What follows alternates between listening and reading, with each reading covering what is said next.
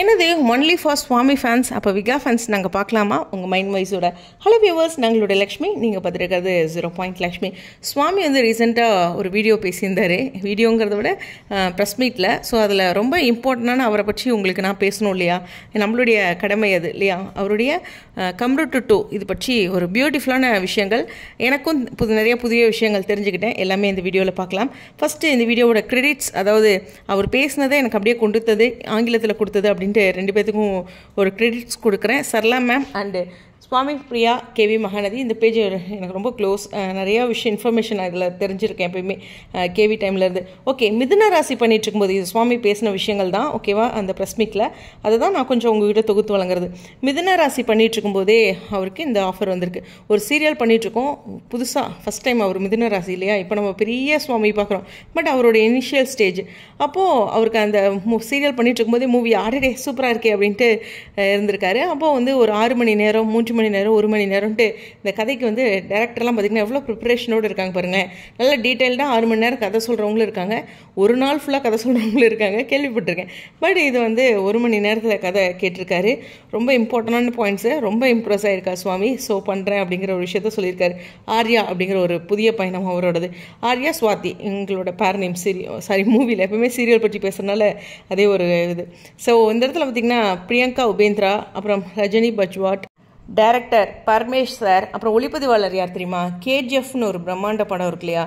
அதுலேருந்து பெரிய படங்களில் பயணித்த பிரஜ்வால் கவுடா, ஓகேவா? ஸோ இவங்கெல்லாம் சேர்ந்து ஒரு டீம். பாருங்களேன், கேஜிஎஃப் மாதிரி ஒரு மூவி பண்ணியிருக்கவரும் இங்கே இவங்களோட இனிஷியல் மூவியில் இருக்காங்கன்னா நிச்சயமாக சுவாமியோட மூவியோட தரம் நமக்கு ஒரு உதாரணத்துக்கு சொல்கிறேன் எந்த லெவலில் தரமாக இருக்குது அப்படிங்கிறது. கம்ரூட் 1 வந்து ஒரு பெரிய ஹிட் அப்படிங்கிறது நிறைய இடங்களில் நான் பார்த்த ஒரு விஷயம், அதையும் இந்த இடத்துல பகிர்ந்துக்கிறேன்.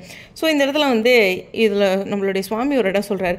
ஏன்னா விஎஃப்எக்ஸ் வச்சு சில விஷயங்கள், அமானுஷம் சம்திங் ஏதோ இந்த மூவி பார்க்கும்போது, ட்ரெய்லர் பார்க்கும்போது நமக்கு தோணும், இதில் இப்போது ஸ்வைன்னு ஒரு விஷயம் போகுதுன்னா அதுக்கு நம்ம ரியாக்ட் பண்ணணும்.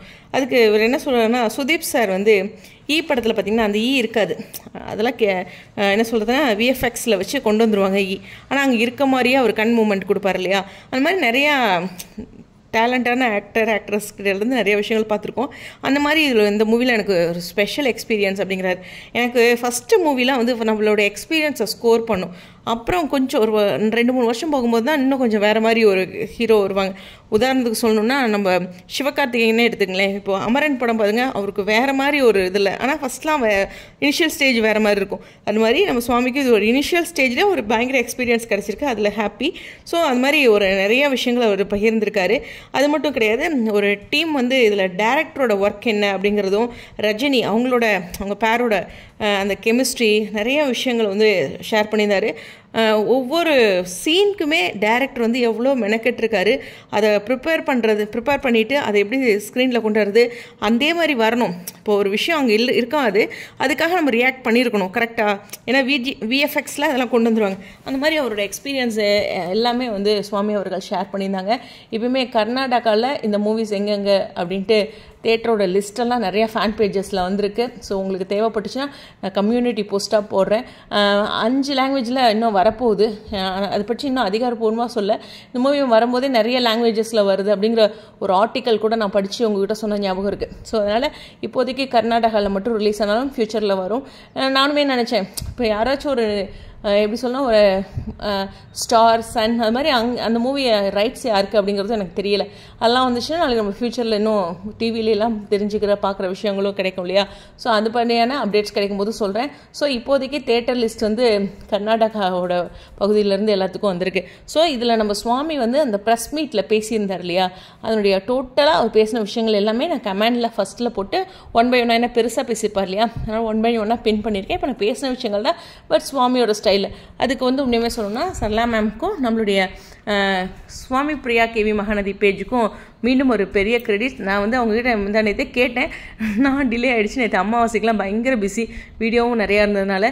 பட் சுவாமியோட இந்த மூவி கம்ரூட் 2 ஒரு பெரிய சக்ஸஸ் அடையணும். August 1 வந்து ஒரு பிக் டே கண்டிப்பாக அவரோட ஃபேன்ஸ்க்கு.